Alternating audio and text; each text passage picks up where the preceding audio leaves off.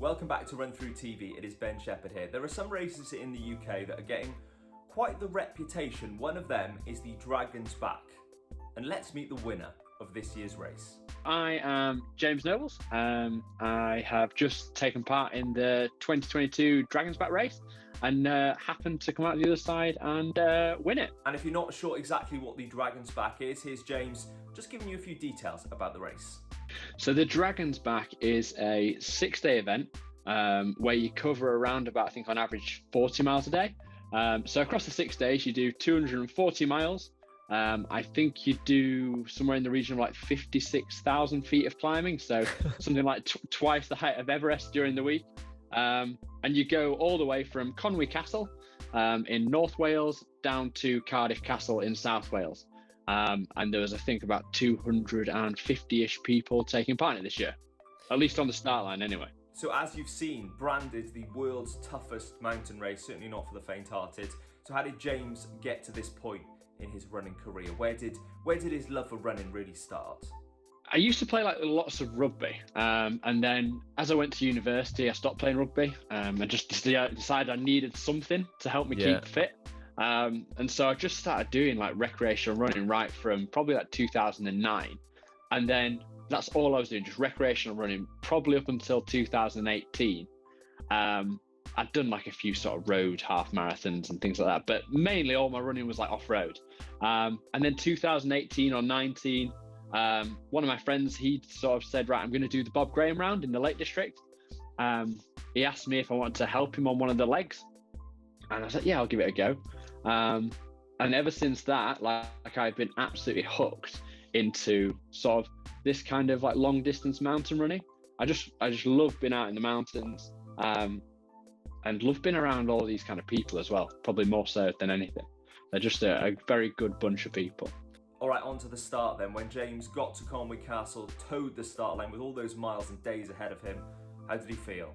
I felt quite good actually going into it, because I didn't have there were no expectations on me as such to be doing anything in particular. Like I suppose my wife, like she probably expected me at least to finish it, and then and also my friends probably expected me to finish it. But there's nothing big sitting around it expectation wise, and I'm quite good at like just maintaining like sort of fairly level emotions, if that makes sense. I don't typically get too excited about stuff, and I don't get too like anxious about things either. So yeah, which is good and bad. Like I'm maybe not the best person to have at a party, but when it comes to doing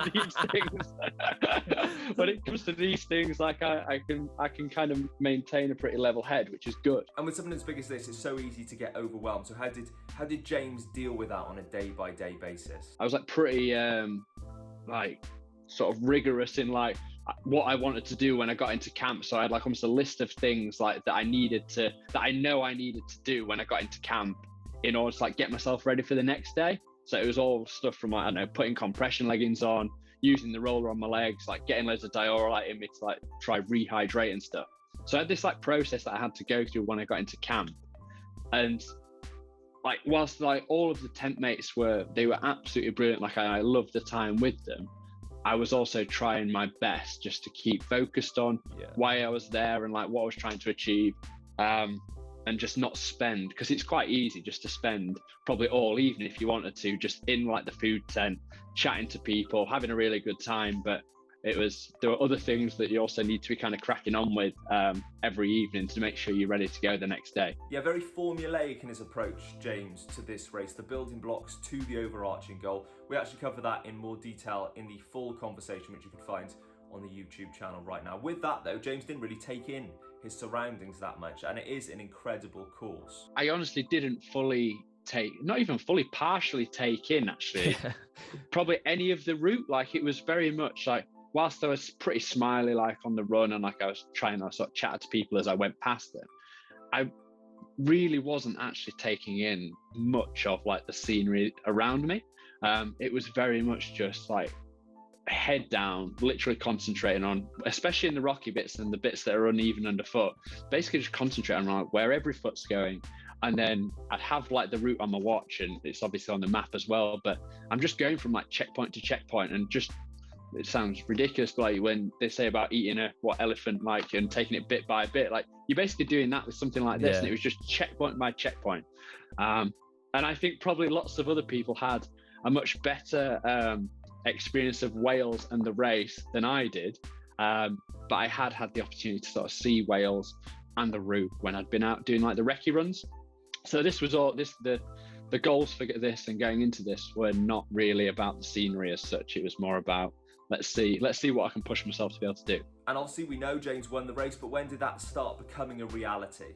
Genuinely, like 5 miles from the end, because so one of the other people who was still in the race on the last day was Chris Cope, and he had like an absolute storming first 3 days, and I think he struggled a little bit on day 4 and day 5, but it was always in the back of my head that he's probably a lot better at running on the roads than I am, or at least on the flat than I am. The last day is relatively like you do very little climbing. It's quite quick. I'm not quick on that stuff.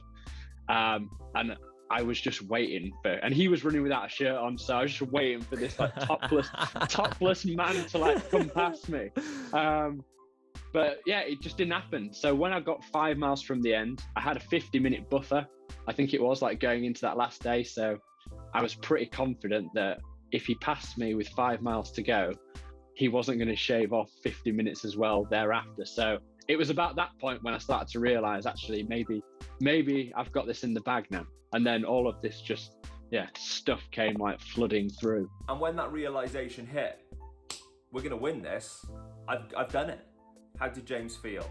It was pretty strong, if I'm honest. Like I hadn't really, like, as I was saying before, like I'm quite flatlining on the emotion scale. But like, I hadn't really like dwelled on anything too much up until that point. But I don't know, there's like, when you kind of think back across all the training that you've done and all of the sacrifices that you've probably had to make, and it's not just personal sacrifices, it's like sacrifices on the family, sacrifices on, say, potentially like friends and doing social things, like all of that kind of like builds up, and you realize like just how much has probably gone into something like this. And I'm sure it's the same for anyone, no matter where you finish really in the Dragon's Back race. There's a hell of a lot of effort that goes into like even getting to the start line for these kind of things. And so that, to me, just like when I got within 5 miles of the end, it just sort of bubbled up, and you start like realizing like, yeah, this may happen here.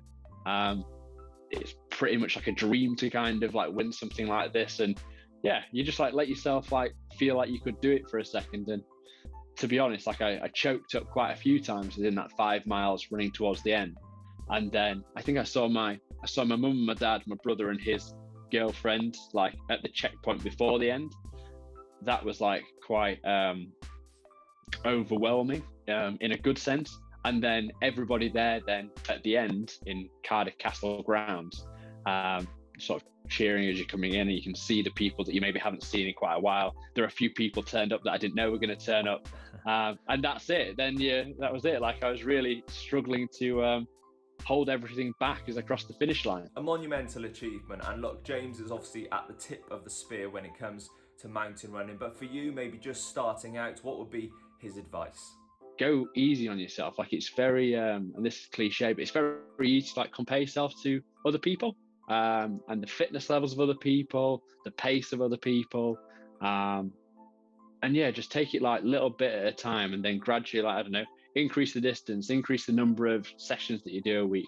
And just, if you're not enjoying it, just ask yourself like why that is, and maybe reevaluate it and figure out a different approach so that you do enjoy it. I wouldn't be doing any of this if I didn't enjoy doing it. That's one of the main motivators for carrying it on. Massive thank you to James for coming on RunThrough TV. Check out some of the other videos if this is the first time you are seeing a guest on RunThrough TV. Make sure you subscribe to keep up to date with videos and give this video a thumbs up as well.